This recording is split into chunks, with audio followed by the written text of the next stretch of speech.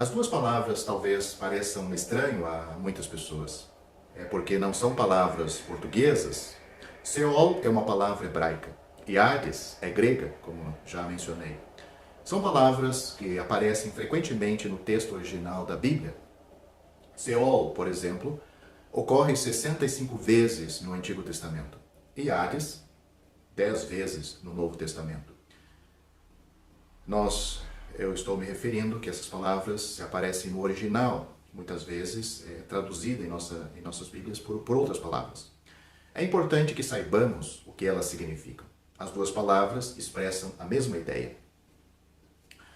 Vemos isto, por exemplo, em Atos capítulo 2, versículo 27, onde encontramos uma citação do Salmo, capítulo 16, versículo 10. No referido texto, no livro de Salmo, o escritor usa a palavra Seol e na citação em língua grega, Lucas usa a palavra Hades em Atos. Não pode haver dúvida, então, a palavra hebraica Seol equivale à palavra Hades na língua grega. Seol, hebraico, Antigo Testamento, e Hades, grego, no Novo Testamento. Os vocábulos Seol e Hades indicam mais um estado do que uma posição. É quase o que entendemos pela expressão além-túmulo. Consideremos alguns textos bíblicos para perceber com mais clareza o seu significado. Por exemplo, em Gênesis capítulo 37, versículo 35, encontramos a palavra pela primeira vez na Bíblia. Jacó, isto é, lá seria Seol, Jacó pensava que o seu filho José estava morto e disse que iria a ele, a Seol. Ele pensava que José não estava mais na terra dos viventes, mas sim em Seol, isto é, na região dos mortos. Seol, ou o equivalente no Novo Testamento, Hades, é o antônimo da expressão terra dos viventes. É a habitação dos mortos, sem especificar exatamente onde esses mortos estão. Você vai entender um pouco mais adiante. Continue comigo nesse vídeo. Muita confusão tem surgido por não perceber que Seol, Antigo Testamento, e Hades, Novo Testamento, não indicam a posição dos mortos. É mais um estado ou condição. Sem dúvida, os mortos estão em algum lugar, quer dizer, a alma desses mortos. Mas a palavra Seol, o Hades, não especifica onde é este lugar. Já notamos que os servos de Deus, Jacó e Jó, esperavam ir para o Seol. Os ímpios também serão lançados em Seol. Salmo capítulo 9, versículo 17. Porém, os ímpios não estarão no mesmo lugar onde Jacó e Jó estão. Seol é a esfera dos mortos, em contraste com a esfera dos viventes. É o além. Mas precisamos limitar esta definição, pois a permanência da alma e do espírito no Seol ou no Hades é temporário. Por exemplo, em 1 Samuel capítulo 2, versículo 6, lemos que o Senhor faz descer a Seol e faz tornar a subir dele. Jó também falou de um limite à sua permanência em Seol, dizendo: bom seria se me escondesse no Seol e me ocultasse até que a tua ira se desviasse. Jó capítulo 14, versículo 13. Davi também falou nesse sentido em palavras que se referem profeticamente ao Senhor Jesus. Note o que ele disse: não deixarás a minha alma no Seol. Salmo capítulo 16, versículo 10. Confirmando isto, o Novo Testamento fala daquele dia quando o Hades entregará os mortos que nele houver e será lançado no lago de fogo. Apocalipse capítulo 20, versículos 13 e 14. Seol, e o seu equivalente a Hades, portanto, é a habitação da alma e do espírito entre a morte e a ressurreição. Na morte, o corpo vai para o pó, porém a alma e o espírito vão para o Seol, para o Hades. O que veio do pó da terra voltará ao pó da terra. O que veio de Deus voltará a Deus, como é dito em Eclesiastes capítulo 12, versículo 7, e Lucas capítulo 16, versículos 22 e 23. Enquanto o corpo se desfaz no sepulcro, a alma e o espírito estão vivos, conscientes, no Seol ou no Hades. Vamos examinar agora as condições em Seol. ou também Hades, o seu equivalente.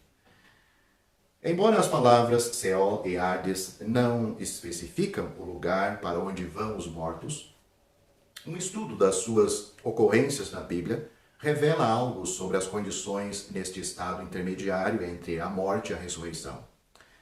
Consideraremos, primeiramente, a condição daqueles que são salvos em relação ao Hades, ou Seol.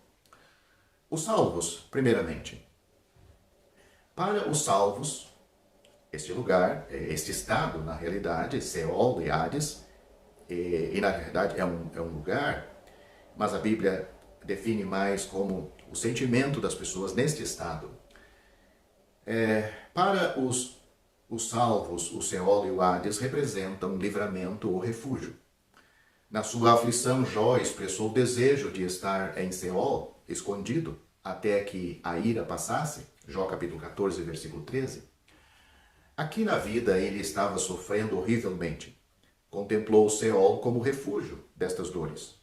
Para os salvos, Seol ou Hades representa aquilo que é muito melhor do que qualquer coisa que temos aqui nesta vida. Lázaro, muito conhecida a história de Lázaro em capítulo 16, versículos 22 e principalmente o 25, é mais um exemplo disto.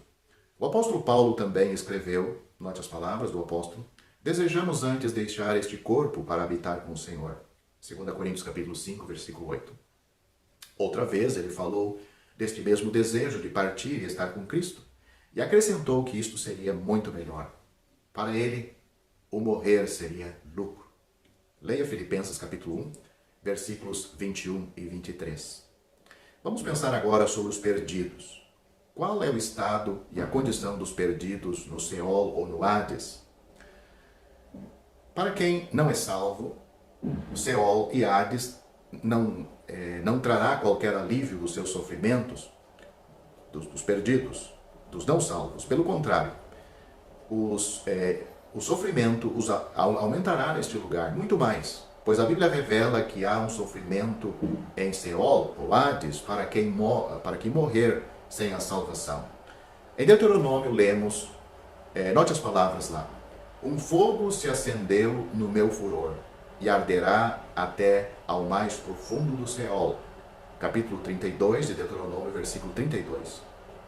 O salmista falou de angústias de Seol que se apoderaram dele. Salmo capítulo 116, versículo 3.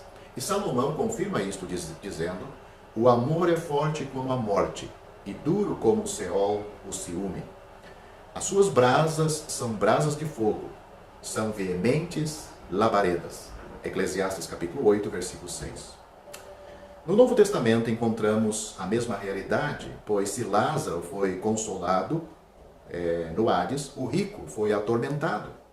Observe bem a repetição da palavra tormento no relato de Lázaro e o rico nesta história, em Lucas capítulo 16, versículos 19 a 31. Leia com atenção essa história. Não é uma parábola, é uma história. O rico foi sepultado no Hades ergueu os olhos estando em tormentos. Versículo 23. Ele disse a Abraão: estou atormentado nesta chama. Versículo 24. Abraão lhe respondeu: Lázaro é consolado, e tu atormentado. Versículo 25. Quando o rico viu que não haveria misericórdia para ele, nem sequer uma gota de água para aliviar aqueles horríveis sofrimentos, ele lembrou de seus irmãos que ainda viviam e pediu que fossem avisados a fim de que não viessem para este lugar de tormento. Versículo 28. Espero que você tenha entendido o significado destas duas palavras, tanto no Antigo Testamento como no Novo Testamento. Hades e Seol, elas são sinônimas.